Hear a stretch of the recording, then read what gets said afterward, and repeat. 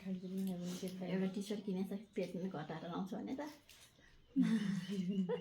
यसमा त झन् होइन खोर्सानी हालेर चट्टा आलु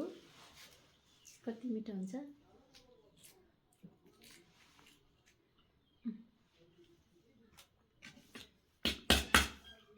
म त गएदेखि आजै होला मैले म त पिरो भइहाल्छ अलिकति खोर्सानी के भएको झन् लसुन हालेको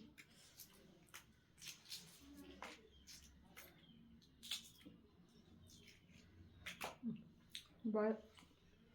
यो आलु नतार्छ त धेर हुन्छ उता खा मैले यत्रो आलु खायो भने तिमीले खानै खाँदैन म त खान्छु यस्तो खान्छ तिमी बस है म फेरि भेट्न आउँछु है